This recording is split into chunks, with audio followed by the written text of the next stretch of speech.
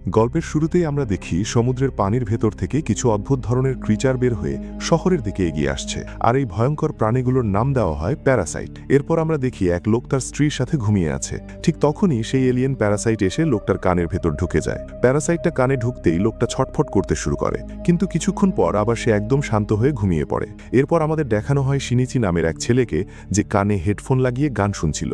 আর ঠিক তখনই আরেকটা এলিয়েন প্যারাসাইট এসে তার কানের ভেতর ঢোকার চেষ্টা করে, কিন্তু শিনিচির কানে হেডফোন থাকায় প্যারাসাইটটা তার কানে ঢুকতে পারে না। আর যখন সে কানের দিক দিয়ে ঢোকার রাস্তা পায় না, তখন সে শিনিচির নাক দিয়ে শরীরের ভেতর ঢুকতে শুরু করে। কিন্তু নাকের ভেতর কিছু ঢোকার অনুভূতিতে শিনিচির ঘুম ভেঙে যায়, আর সে সঙ্গে সঙ্গে প্যারাসাইটটাকে ধরে দূরে ছুঁড়ে ফেলে দেয়। কিন্তু তারপরও সেই প্যারাসাইট আবার শিনিচির দিকে এগিয়ে আসতে থাকে। তাই ভয়ে শিনিচি একটা বই তুলে নিয়ে সেটাকে মারার চেষ্টা করে, কিন্তু ঠিক তখনই প্যারাসাইটটা তার হাতে কামড় দিয়ে হাতের ভেতর ঢুকে যায়, আর সেখান থেকে ধীরে ধীরে তার শরীরের দিকে এগোতে শুরু করে।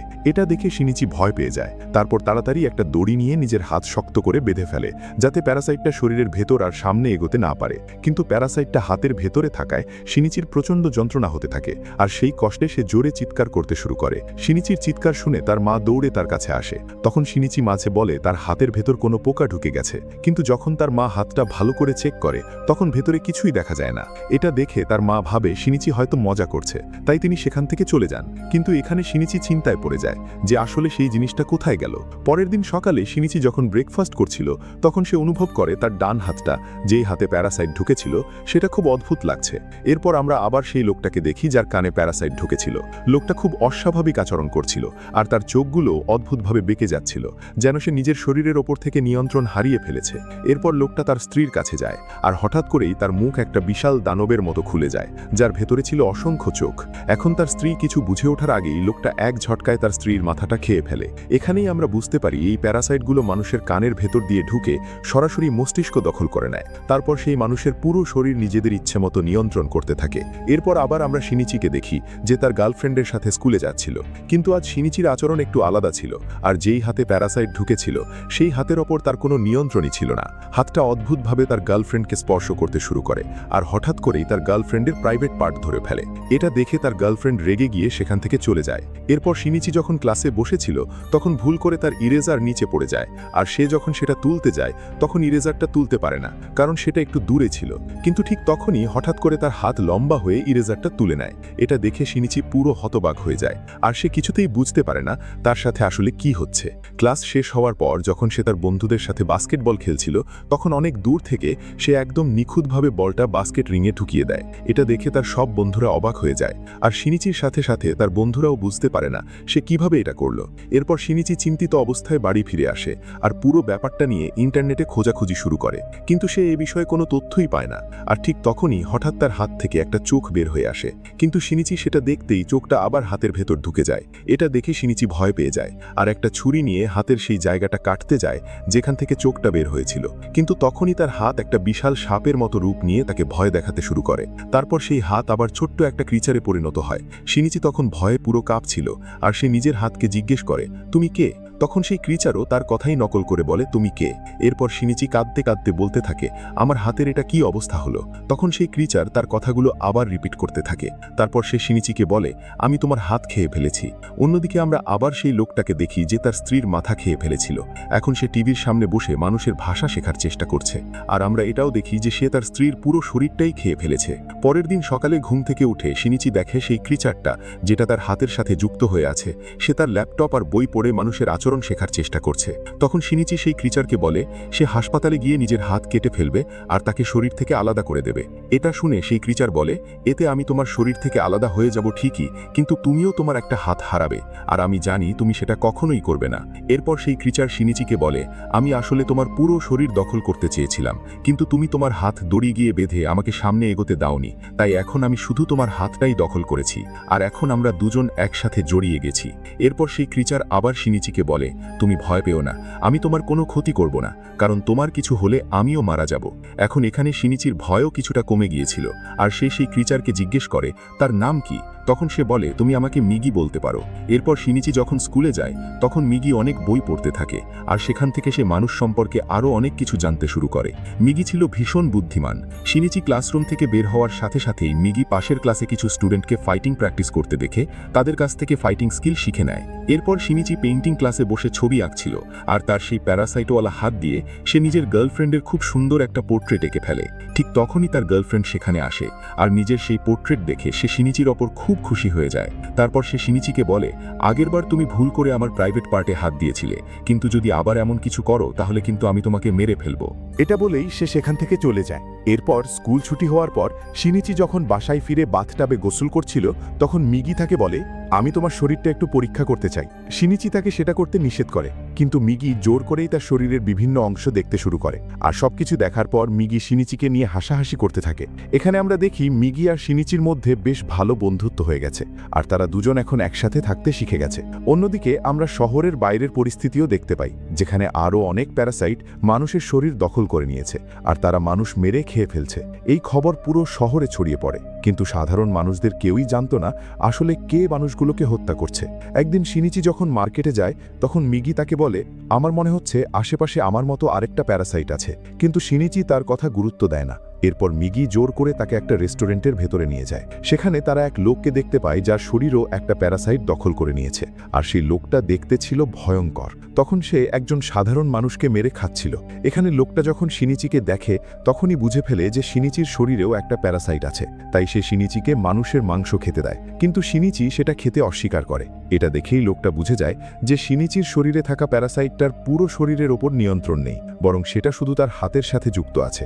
আর এটা বুঝতে পারতেই লোকটা শিনিচিকে মেরে ফেলার সিদ্ধান্ত নেয়, কিন্তু সে কিছু করার আগেই শিনিচির হাতের সাথে থাকা প্যারাসাইট মানে মিগি বুঝে যায় যে লোকটা এখন শিনিচিকে মেরে ফেলবে। তাই মিগি শিনিচিকে বলে, এই লোকটা তোমাকে মেরে ফেলবে, তাই তাড়াতাড়ি এখান থেকে পালাও।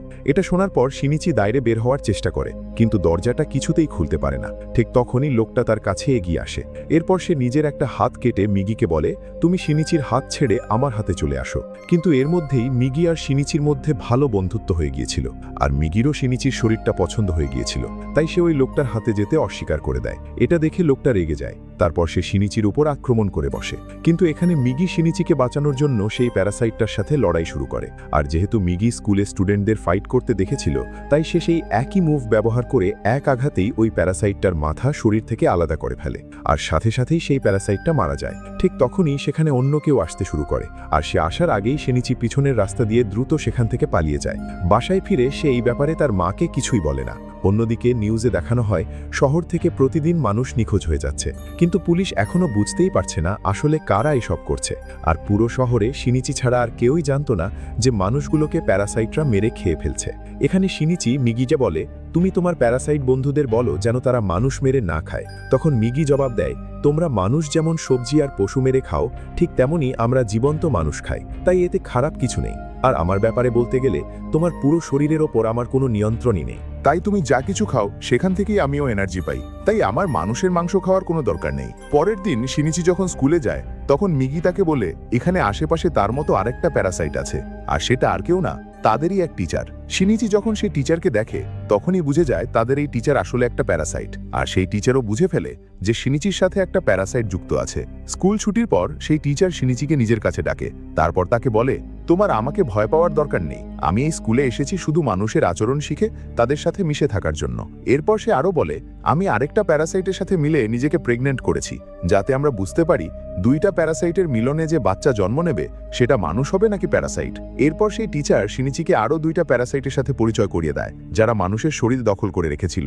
এদের মধ্যে একজন ছিল হাই স্কুলের স্টুডেন্ট, আর আরেকজন ছিল একজন পুলিশ অফিসার। টিচার শিনিচিকে বলে, আমাদের তিনজনের একটা গ্রুপ আছে, আমরা একে অপরকে সব খবর জানাই, যাতে মানুষের মাঝে লুকিয়ে থাকতে পারি। তারপর সে শিনিচিকে বলে, তোমারও আমাদের গ্রুপে যোগ দেওয়া উচিত, কিন্তু শিনিচি তাদের সাথে কাজ করতে রাজি হয় না। তখন সেই টিচার তাকে বলে, ঠিক আছে, যদি তুমি আমাদের গ্রুপে যোগ দিতে না চাও সেটা তোমার ইচ্ছা, কিন্তু আমাদের ব্যাপারে যেন কেউ কিছু জানতে না পারে।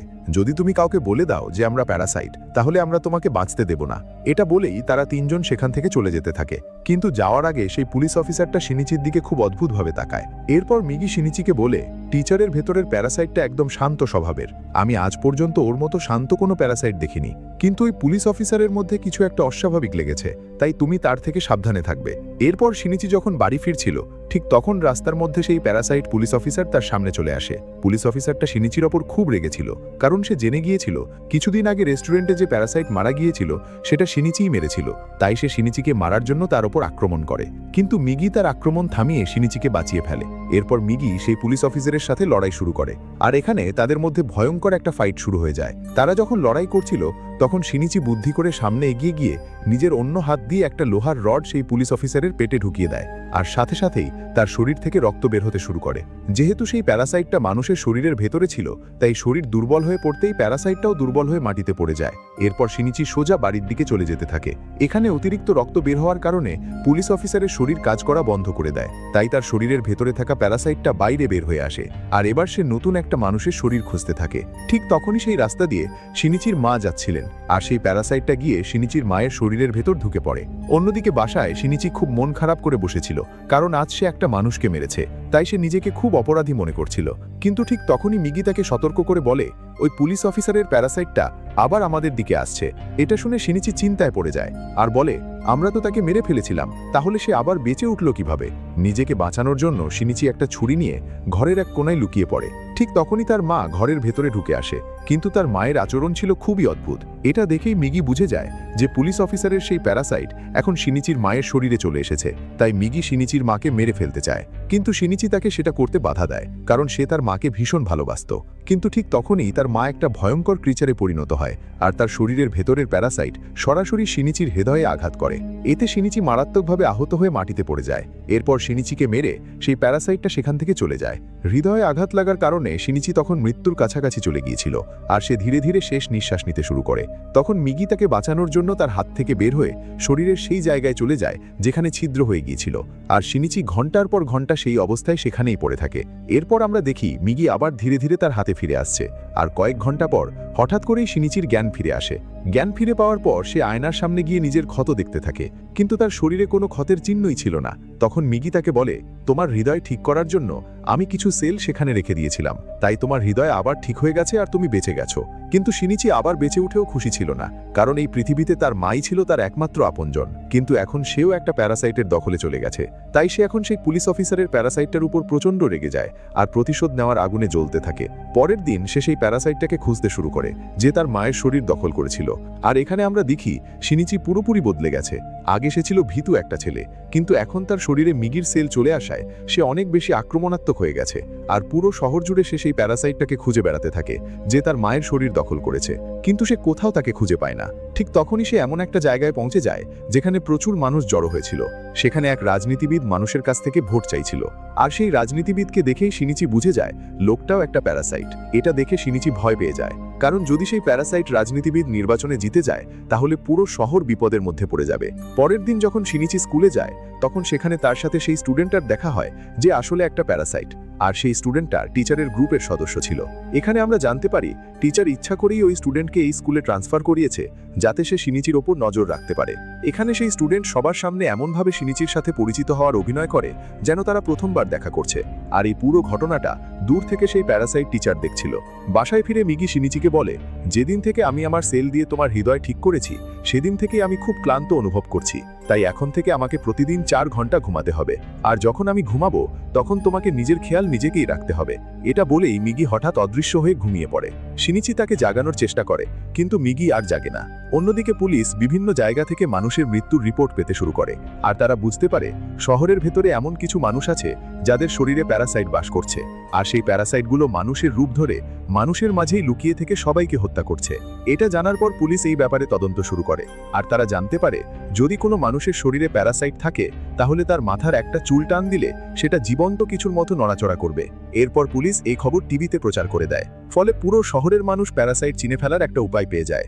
আর পরের দিন স্কুলে আমরা দেখি সেই স্টুডেন্টটা যে আসলে একটা প্যারাসাইট, তার ক্লাসের সব মেয়েরা পেন্টিং আঁকছিল যেখানে শিনিচির গার্লফ্রেন্ডও ছিল। ঠিক তখনই একটা মেয়ে মজা করে সেই স্টুডেন্টের মাথা থেকে একটা চুল টেনে ছিঁড়ে ফেলে, আর সাথে সাথেই সেই চুলটা বাঁকা হয়ে জীবন্ত কিছুর মতো নড়াচড়া করতে শুরু করে। এটা দেখে মেয়েটা ভয় পেয়ে যায়, আর সেখানে থাকা সব মেয়েরাই বুঝে ফেলে যে ওই স্টুডেন্টটা একটা প্যারাসাইট। একই সাথে সেই প্যারাসাইট স্টুডেন্টও বুঝে যায় যে তার আসল পরিচয় ফাঁস হয়ে গেছে, তাই সে সঙ্গে সঙ্গে নিজের আসল রূপে চলে আসে আর সব মেয়েদের ওপর আক্রমণ শুরু করে দেয়। এখানে সব মেয়েরা চিৎকার করতে থাকে, আর তাদের চিৎকার শুনে শিনিচি তাদের বাঁচানোর জন্য দৌড়ে আসে। অন্যদিকে সেই প্যারাসাইট টিচারও বুঝে যায় যে শিনিচির ওপর নজর রাখার জন্য যে প্যারাসাইট স্টুডেন্টকে সে পাঠিয়েছিল তার পরিচয় এখন সবার সামনে চলে এসেছে। এদিকে ক্লাসরুমে শিনিচির গার্লফ্রেন্ড সাহস করে কিছু কেমিক্যালের বোতল তুলে সরাসরি সেই প্যারাসাইটটার মুখে ছুঁড়ে মারে, আর সাথে সাথেই সেটা জ্বলতে শুরু করে আর পুরোপুরি নিয়ন্ত্রণ হারিয়ে ফেলে। এরপর সে এদিক ওদিক পাগলের মতো আক্রমণ চালাতে থাকে। কিছুক্ষণ পর যখন শিনিচি সেখানে পৌঁছায় তখন সেই প্যারাসাইট অনেকগুলো মেয়েকে মেরে ফেলেছিল, আর এখন সে শিনিচির গার্লফ্রেন্ডের পেছনে লেগেছিল। এটা দেখে শিনিচি দৌড়ে গিয়ে প্যারাসাইটটাকে নিচে ফেলে দেয় আর তার সাথে লড়াই শুরু করে। ঠিক তখনই সেখানে সেই প্যারাসাইট টিচারও এসে যায়। এরপর টিচার যখন দেখে এই প্যারাসাইট স্টুডেন্ট অনেক মেয়েকে মেরে ফেলেছে তখন সে রেগে যায়, কারণ এই ঘটনার কারণে তার নিজের পরিচয়ও সবার সামনে চলে আসতে পারে। তাই সে সেখানে একটা বোমা ছুঁড়ে মেরে সেখান থেকে চলে যায়। কিন্তু বোমা বিস্ফোরণের আগেই শিনিচি নিজের গার্লফ্রেন্ডকে কোলে তুলে জানালা দিয়ে নিচে লাফ দেয়, আর ঠিক তখনই উপরের ফ্লোরে বিশাল একটা বিস্ফোরণ ঘটে। কিন্তু সেই বিস্ফোরণেও প্যারাসাইট স্টুডেন্টটা মারা যায় না, তবে সে মারাত্মকভাবে আহত হয়ে পড়ে। অন্যদিকে বাইরে শিনিচির গার্লফ্রেন্ড তাকে খুব অদ্ভুতভাবে দেখতে থাকে, কারণ বিল্ডিংয়ের ৩য় তলা থেকে লাফ দেওয়ার পরও শিনিচির কিছুই হয়নি। আর তখনই সে বুঝে যায় শিনিচিও একটা প্যারাসাইট। কিছুক্ষণ পর যে ফ্লোরে বিস্ফোরণ হয়েছিল সেখানে পুলিশ চলে আসে, আর তারা তদন্ত করতে থাকে এই বিস্ফোরণ কে ঘটিয়েছে। কিন্তু ঠিক তখনই সেই স্টুডেন্ট একটা পুলিশ অফিসারের ওপর হামলা করে তাকে মেরে ফেলে। এরপর সে নিজেকে বাঁচাতে ছাদের দিকে পালাতে শুরু করে। তখন বাইরে মিগি শিনিচিকে বলে যে সেই স্টুডেন্ট এখনও বেঁচে আছে আর সে আরও অনেক মানুষকে মেরে ফেলেছে। তখন শিনিচি মিগিকে জিজ্ঞেস করে সে এখন কোথায় আছে। মিগি তখন তাকে বলে সে এই মুহূর্তে স্কুলের ছাদে আছে। এটা জানার পর শিনিচি স্কুলের পাশের বিল্ডিংয়ের ছাদে উঠে যায়। তারপর মিগিকে দিয়ে একটা ধনুক বানিয়ে সরাসরি সেই প্যারাসাইট স্টুডেন্টের দিকে তীর ছুঁড়ে মারে, আর সাথে সাথেই সেই স্টুডেন্ট মারা যায়। এরপর শিনিচি সরাসরি সেই প্যারাসাইট টিচারের কাছে যায়। তারপর তাকে জিজ্ঞেস করে তোমাদের গ্রুপে যে পুলিশ অফিসার ছিল সে এখন কোথায়। তখন টিচার তাকে বলে তাকে তো তুমি মেরেই ফেলেছ। তখন শিনিচি বলে আমি তাকে মেরেছিলাম ঠিকই, কিন্তু সেই পুলিশ অফিসারের প্যারাসাইট আমার মায়ের শরীর দখল করে নিয়েছে, তাই এখন আমি সেই প্যারাসাইটটাকে মারতে চাই। তখন টিচার শিনিচিকে একটা ঠিকানা দেয় আর বলে তোমার মায়ের শরীরে থাকা প্যারাসাইটটাকে তুমি এখানে খুঁজে পাবে। ঠিকানা পাওয়ার সাথে সাথেই শিনিচি সেখানে চলে যায় যেখানে তার মা থাকছিল, আর কিছুক্ষণের মধ্যেই তারা দুজন মুখোমুখি হয়ে যায়। এখানে আমরা দেখি তার মায়ের চোখে কোনো অনুভূতিই নেই। সেই প্যারাসাইট পুরোপুরি তার মাকে নিয়ন্ত্রণ করছে। এখন ঠিক যখন তাদের লড়াই শুরু হতে যাচ্ছিল তখনই মিগির ঘুম পেয়ে যায়, আর সে শিনিচিকে বলে আমি এখন ঘুমাতে যাচ্ছি। কিন্তু ঘুমানোর আগে সে শিনিচির হাতে একটা ধারালো অস্ত্র তৈরি করে দেয় আর তারপর ঘুমিয়ে পড়ে। এখন শিনিচিকে একাই লড়াই করতে হবে। ঠিক তখনই তার মা একটা ভয়ঙ্কর ক্রিচারে গ্রুপ নিয়ে তার ওপর আক্রমণ করে, আর শিনিচি নিজেকে বাঁচানোর চেষ্টা করতে থাকে। কিছুক্ষণ পর শিনিচিও নিজের মায়ের সাথে বেশ ভালোভাবেই লড়াই করতে শুরু করে, আর ঠিক যখন সে সেই প্যারাসাইটটাকে মেরে ফেলতে যাচ্ছিল তখনই সে নিজের মায়ের কণ্ঠস্বর শুনতে পায়। এখানে তার মা খুব মায়া ভরা চোখে তার দিকে তাকায়, আর কিছু মুহূর্তের জন্য সেই প্যারাসাইটের নিয়ন্ত্রণ থেকে বের হয়ে নিজের ছেলেকে চিনতে পারে। কিন্তু ঠিক তখনই আবার সেই প্যারাসাইট তার মাকে পুরোপুরি নিয়ন্ত্রণে নিয়ে নেয় আর সরাসরি শিনিচির ওপর আক্রমণ করে। কিন্তু আক্রমণের সময় তার মা নিজের হাত বাড়িয়ে সেই আঘাত থামিয়ে দেয় আর নিজের ছেলেকে মৃত্যুর হাত থেকে বাঁচিয়ে ফেলে। তবে এতে তার হাত থেকে রক্ত বের হতে শুরু করে, আর রক্তক্ষরণের কারণে সে দুর্বল হয়ে পড়ে, আর তার শরীর দুর্বল হয়ে যাওয়ায় সেই প্যারাসাইটটাও দুর্বল হয়ে যায়। তখন সুযোগ বুঝে না চাইলেও শিনিচি গিয়ে সেই প্যারাসাইটটাকে মেরে ফেলে, আর এর সাথে তার মায়েরও মৃত্যু হয়ে যায়। অন্যদিকে আমরা দেখি সেই প্যারাসাইট রাজনীতিবিদ নির্বাচনে জিতে পুরো শহরকে মেয়র হয়ে গেছে, যার মানে এখন পুরো শহর বড় বিপদের মুখে পড়তে যাচ্ছে। এরপর শিনিচিকার গার্লফ্রেন্ডকে দেখতে হাসপাতালে যায়, আর সেখানে আমরা দেখি কেউ একজন লুকিয়ে লুকিয়ে শিনিচির ওপর নজর রাখছে, আর সেই লোকটা শিনিচি আর মিগির কিছু ছবি তুলে নেয়। এখান থেকেই মুভির দ্বিতীয় পার্ট শুরু হয়, যেখানে আমরা দেখি শিনিচি এখন খুব চুপচাপ আর বিষণ্ণ হয়ে গেছে, কারণ তার মা আর এই পৃথিবীতে নেই। আর এখন সে সিদ্ধান্ত নিয়েছে পুরো শহরের সব প্যারাসাইটকে খুঁজে খুঁজে মেরে ফেলবে। অন্যদিকে পুরো শহরে পুলিশও অনেক অ্যাক্টিভ হয়ে যায় আর প্যারাসাইটদের খুঁজতে শুরু করে। এখানে পুলিশ একটা লোককে ভাড়া করে যে আসলে একজন কন্ট্রাক্ট কিলার, কিন্তু তার বিশেষ ক্ষমতা ছিল সে কাউকে দেখেই বুঝতে পারত সে সাধারণ মানুষ নাকি প্যারাসাইট। এরপর পুলিশ তাকে গাড়িতে তুলে সরাসরি হেডকোয়ার্টারে নিয়ে যায়। সেখানে তার সামনে অনেক মানুষকে আনা হয়, আর পুলিশ তাকে জিজ্ঞেস করে বলতো এদের মধ্যে কারা প্যারাসাইট আর কারা মানুষ। তখন সেই কন্ট্রাক্ট কিলার অনেকজনকে দেখে বলে এরা সবাই সাধারণ মানুষ। মানুষ, কিন্তু যখন তার সামনে শিনিচিকে বসানো হয় তখন সে এক মুহূর্তের জন্য শিনিচির মধ্যে কিছু আলাদা অনুভব করে, কিন্তু এরপর সে দ্বিধায় পড়ে যায় আর বুঝতে পারে না শিনিচি প্যারাসাইট নাকি সাধারণ মানুষ। কারণ শিনিচি পুরোপুরি প্যারাসাইট ছিল না, বরং শুধু তার হাতের সাথে একটা প্যারাসাইট যুক্ত ছিল। তাই শেষ পর্যন্ত সে শিনিচিকে সাধারণ মানুষ বলেই জানিয়ে দেয়। এরপর শিনিচিকে ছেড়ে দেওয়া হয়। শিনিচি যখন বাড়ি ফিরছিল তখন হঠাৎ তার মনে হয় কেউ তাকে অনুসরণ করছে, কিন্তু চারপাশে তাকিয়েও সে কাউকে দেখতে পায় না। এরপর সে বাড়ির দিকে হাঁটতে থাকে, কিন্তু এখানে আমরা দেখি সত্যিই একজন লোক তাকে অনুসরণ করছিল, আর সেই লোকটাই ছিল সেই গোয়েন্দা যে কয়েক মাস আগে হাসপাতালে শিনিচি আর মিগির ছবি তুলে নিয়েছিল। অন্যদিকে আমরা আবার সেই প্যারাসাইট রাজনীতিবিদকে দেখি যে এখন পুরো শহর মেয়র হয়ে গেছে, আর সে অনেকগুলো প্যারাসাইট নিয়ে একটা বড় গ্রুপ তৈরি করেছে। এখানে সেই প্যারাসাইট টিচারও মেয়রের সাথে ছিল, আর সেই টিচার একটা মানব শিশুর জন্ম দিয়েছে। তখন মেয়র সব প্যারাসাইটকে বলে সময় এসে গেছে পুরো শহর থেকে মানুষদের শেষ করে দেওয়ার। এরপর এই পুরো শহর শুধু আমাদের নিয়ন্ত্রণে থাকবে। একই সাথে মেয়র জেনে গিয়েছিল যে শহরে শিনিচি নামে একটা ছেলে আছে যে প্যারাসাইটদের মেরে বেড়াচ্ছে। তাই মেয়র সঙ্গীদের বলে যে আমাদের শিনিচি আর মিগিকে মারতে হবে, কারণ তারা আমাদের জন্য বড় হুমকি হয়ে দাঁড়িয়েছে। কিন্তু সেই টিচার মেয়রের এই কথায় বাধা দেয় এবং বলে শিনিচি আর মিগি আমাদের জন্য খুবই বিশেষ, কারণ পুরো শহরে একমাত্র তারাই আছে যারা প্যারাসাইট আর মানুষ হয়েও একসাথে শান্তিতে থাকতে শিখেছে। এখানে আমরা দেখি টিচার আসলে মানুষের পক্ষ নিচ্ছে। সে আর মানুষ মারতে চায় না, কারণ এখন সে নিজেই একজন মানব শিশুর মা হয়ে গেছে, আর মা হওয়ার পর তার ভেতরেও মানবিক অনুভূতি তৈরি হতে শুরু করেছে। কিন্তু মেয়ার তার কোনো কথাই শুনতে চায় না। এরপর মেয়ার সরাসরি একটা প্যারাসাইটের কাছে যায়। এটা কোনো সাধারণ প্যারাসাইট না, এই লোকটার শরীরে একসাথে 5টা প্যারাসাইট আছে, আর এই কারণে সে পুরো শহরের সবচেয়ে ভয়ঙ্কর প্যারাসাইট হিসেবে পরিচিত। মেয়ার তাকে বলে শহরে শিনিচি নামে একটা ছেলে আছে যে প্যারাসাইটদের মেরে ফেলছে, তাই তোমাকে তাকে খুঁজে বের করে মারতে হবে। অন্যদিকে আমরা দেখি সেই জাসুস লোকটাকে, যাকে টিচার শিনিচির ওপর নজর রাখার জন্য রেখেছিল। সে টিচারকে শিনিচি আর মিগির কিছু ছবি দেখায় আর বলে শিনিচি পুরো শহরের জন্য বড় বিপদ, তাই আমাদের পুলিশকে সব বলে দেওয়া উচিত। কিন্তু টিচার তাকে সেটা করতে বাধা দেয়। এখানে আমরা দেখি সেই জাসুস টিচারের প্রতি আকৃষ্ট হয়ে পড়েছে, কিন্তু সে জানে না টিচারও একজন প্যারাসাইট। এরপর সেই জাসুস যখন বাড়ি ফেরে তখন আমরা দেখি তার একটা মেয়ে আছে, আর সে তার মেয়েকে খুব ভালোবাসে। অন্যদিকে শিনিচি গার্লফ্রেন্ডকে দেখানো হয় যে শিনিচির ওপর রেগে আছে, কারণ শিনিচি তার কাছ থেকে লুকিয়ে রেখেছিল যে সে একটা প্যারাসাইটের সাথে যুক্ত, তাই রাগ করে সে সেখান থেকে চলে যায়। এরপর শিনিচি যখন বাড়ি ফিরছিল ঠিক তখনই সেই জাসুস তার পিছু নিতে শুরু করে, আর শিনিচি খুব দ্রুত বুঝে যায় যে কেউ তাকে অনুসরণ করছে। এটা বুঝতেই সে সেই জাসুসকে ধরে ফেলে আর তাকে ভয় দেখিয়ে জিজ্ঞেস করে কে তাকে তার পিছু নিতে বলেছে। তখন সেই জাসুস টিচারের নাম বলে দেয়। এটা শুনে শিনিচি তাকে বলে তুমি যেই মহিলার জন্য কাজ করছো সে নিজেই একটা প্যারাসাইট, বরং সে তো প্যারাসাইটদের লিডার। কিন্তু জাসুস তার কথা বিশ্বাস করে না। এরপর শিনিচি টিচারের কাছে যায় আর একটা টেপ রেকর্ডার অন করে রাখে। তারপর সে টিচারকে জিজ্ঞেস করে তুমি কেন আমার ওপর নজর রাখার জন্য জাসুস পাঠিয়েছ। তখন টিচার বলে তুমি কেন শহর জুড়ে প্যারাসাইটদের মারছো, তুমি নিজেও তো একটা প্যারাসাইট, তাই তাদের মারার বদলে তোমার উচিত প্যারাসাইটদের সাহায্য করা। শিনিচি কোনো উত্তর না দিয়ে চুপচাপ সেই জাসুসের কাছে ফিরে যায় আর তাকে সেই রেকর্ড করা টেপটা দিয়ে দেয় যেখানে টিচারের সব কথা রেকর্ড ছিল।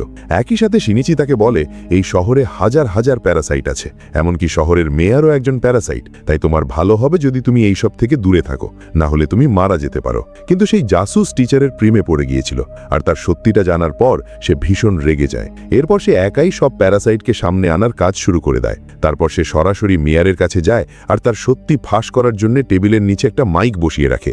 এরপর সে সেখান থেকে চলে যায়, কিন্তু খুব দ্রুত মেয়র বুঝে যায় যে তার কথাগুলো রেকর্ড করার জন্য টেবিলের নিচে মাইক বসানো হয়েছে। এটা বুঝে মেয়র তার লোকদের আদেশ দেয় তাকে মেরে ফেলতে।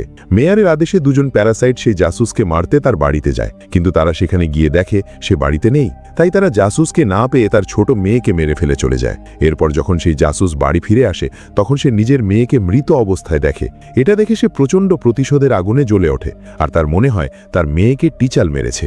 অন্যদিকে শিনিচি কোথাও যাচ্ছিল তখন মিগি তাকে বলে তোমার ওপর 5টা প্যারাসাইট আক্রমণ করতে আসছে, আর ঠিক তখনই সেই 5 প্যারাসাইট যুক্ত লোকটা তার সামনে এসে দাঁড়ায়। মিগি বুঝে যায় এটা খুবই বিপজ্জনক শত্রু, তাই শিনিচি ভয়ে সেখান থেকে পালাতে শুরু করে আর সেই 5 প্যারাসাইটও তার পিছু নেয়। এরপর সে শিনিচির উপর আক্রমণ শুরু করে, কিন্তু শিনিচি নিজের বুদ্ধি ব্যবহার করে গাছ থেকে ঝুলে পড়ে সেই লোকটার মাথা শরীর থেকে আলাদা করে দেয়। শিনিচি ভেবেছিল সে মারা গেছে, তাই সে চলে যেতে চায়, কিন্তু ঠিক তখনই দেখা যায় সেই শরীরের ভেতর থাকা 4টে প্যারাসাইটের মধ্যে একটা আবার বের হয়ে এসে সেই শরীরে ঢুকে পড়ে আর লোকটা আবার জীবিত হয়ে যায়, আর যে প্যারাসাইটটা আলাদা হয়েছিল সেটা আবার তার হাতের সাথে যুক্ত হয়ে যায়। অন্যদিকে টিচার মেয়রের উপর ভীষণ রেগে যায় আর তাকে বলে ভুলে যেও না আমি তোমাকে ইলেকশন জেতাতে সাহায্য করেছি। করেছি, আর যখন আমি বলেছিলাম তুমি জাসুস আর শিনিচিকে মারতে প্যারাসাইট পাঠাবে না, তখন তুমি সেটা কেন করলে? কিন্তু মেয়ার তার কোনো জবাব দেয় না। এরপর মেয়ার আর আশেপাশের প্যারাসাইটরা বুঝে যায় টিচার আসলে প্যারাসাইটদের নয়, বরং মানুষের পক্ষ নিচ্ছে। তাই টিচার যখন সেখান থেকে বের হয়, তখন মেয়ার তাকে মারার জন্য কিছু প্যারাসাইট পাঠিয়ে দেয়। আর ঠিক তখন টিচার পার্কিং এরিয়ায় পৌঁছায়, আর সেখানে পরিস্থিতি আরও ভয়ঙ্কর হয়ে ওঠে। তাই তাকে বুঝে যায় যে মেয়র আমাকে মারার জন্য কিছু প্যারাসাইট পাঠিয়েছে। তাই টিচার তাদের সাথে লড়াই শুরু করে দেয় এবং এক ঝটকায় 3 জন প্যারাসাইটকে মেরে ফেলে। এরপর টিচার যখন নিজের বাড়িতে ফিরে আসে, তখন সে দেখে তার ছেলে সেখানে নেই। আর ঠিক তখনই সে একটা নোট পায়, যেখানে লেখা ছিল যে তার ছেলেকে সেই জাসুস অপহরণ করেছে। এটা দেখে টিচার ভীষণ রেগে যায়। একই সাথে সেই জাসুস লিখে রেখে যায় যে আমি শহরের পাশের ব্রিজে দাঁড়িয়ে আছি। এটা জানার পর টিচার দ্রুত সেখানে চলে যায়। কিছুক্ষণের মধ্যেই সে সেই ব্রিজে পৌঁছে যায় এবং সেখানে সেই জাসুসকে দেখতে পায়। আর ঠিক তখনই শিনিচিও সেখানে এসে উপস্থিত হয়। সেখানে সেই জাসুস শিশুটাকে ব্রিজ থেকে ফেলে দেওয়ার চেষ্টা করছিল। তখন শিনিচি আর টিচার তাকে সেটা করতে বাধা দেয়। আর খুব দ্রুত সেখানে অনেক মানুষের ভিড় জমে যায়। একই সাথে পুলিশও সেখানে চলে আসে। অন্যদিকে পুলিশ আগেই জেনে গিয়েছিল যে মেয়র সিটি হলে অনেক প্যারাসাইট লুকিয়ে রেখেছে। তাই পুলিশের একটা বড় টিম মেয়রকে শেষ করার জন্য সেখানে রওনা দেয়। একই সাথে পুলিশ পুরো শহর জুড়ে প্যারাসাইট খুঁজতে শুরু করে আর একটা মেশিন দিয়ে মানুষ স্ক্যান করতে থাকে। যখনই তারা বুঝতে পারে কেউ প্যারাসাইট, তখন তাকে আলাদা করে মেরে ফেলে। এইভাবে পুলিশ অনেক প্যারাসাইটকে মেরে ফেলে। এরপর পুলিশের বড় বাহিনী মেয়রের কাছে পৌঁছে যায়। তখন মেয়র অনেক মানুষের সামনে দাঁড়িয়ে স্পিচ দিচ্ছিল এবং সে মানুষের বদলে প্যারাসাইটদের সুরক্ষার কথা বলছিল। এটা শুনে পুলিশ কোনো চিন্তা না করেই মেয়রকে গুলি করে দেয়। কিন্তু যখন পুলিশ পেছনে ঘুরে তাকায়, তখন তারা দেখে সেই 5 প্যারাসাইট যুক্ত ভয়ঙ্কর লোকটা সেখানে দাঁড়িয়ে আছে। এটা দেখেই পুলিশ তার ওপর গুলি চালাতে শুরু করে, কিন্তু সেই নিজের শরীরে শিল্ড তৈরি করে নিজেকে বাঁচিয়ে ফেলে।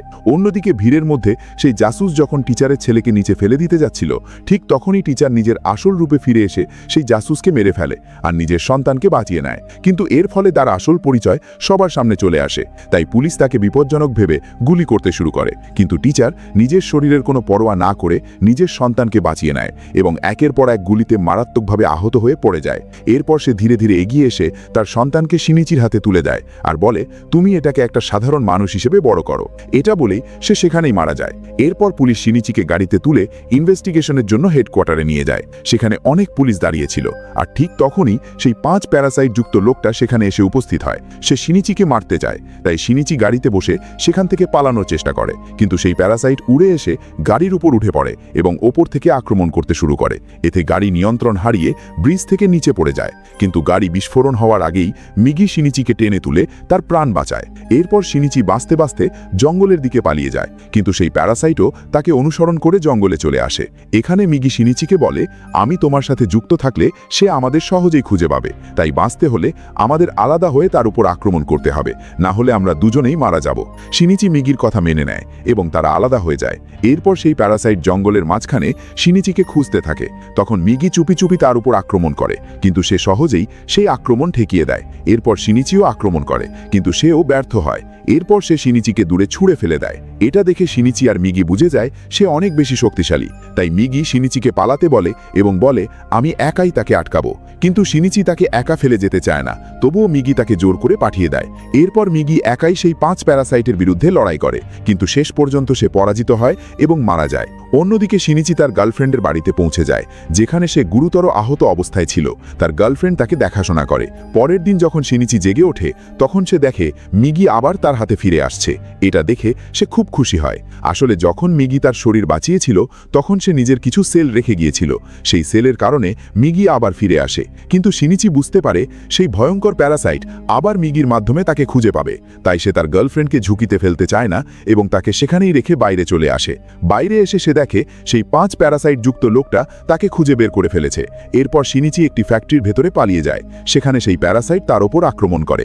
শিনিচি লোহার রড দিয়ে তাকে আঘাত করে, কিন্তু তাতে কোনো লাভ হয় না। তখন মিগি তার আক্রমণ থামিয়ে দেয় এবং হঠাৎ সেই প্যারাসাইটের শরীর থেকে সব প্যারাসাইট একে একে বের হতে শুরু করে, কারণ সেই রডে কেমিক্যাল ছিল যা তার শরীরকে ক্ষতিগ্রস্ত করছিল। ধীরে ধীরে সব প্যারাসাইট বের হয়ে যায় এবং শেষ পর্যন্ত শুধু সবচেয়ে শক্তিশালী প্যারাসাইট থাকে। শিনিচি সেটাকে আগুনে ফেলে দেয় এবং সেটি পুড়ে মারা যায়। এরপর কিছু সপ্তাহ পরে দেখা যায় শহরের সব প্যারাসাইট শেষ হয়ে গেছে এবং মানুষ আবার স্বাভাবিক জীবন ফিরে পেয়েছে। শুধু শিনিচির সাথে মিগি ছিল, কিন্তু মিগি তাকে বলে, এখন সব শেষ, আমি চলে যাব। শিনিচি শিনিচি তাকে আটকানোর চেষ্টা করে, কিন্তু মিগি বলে, এখন আর আমি তোমার বোঝা হতে চাই না। এরপর মিগি চিরতরে বিদায় নেয় এবং শিনিচির হাত আবার ফিরে আসে।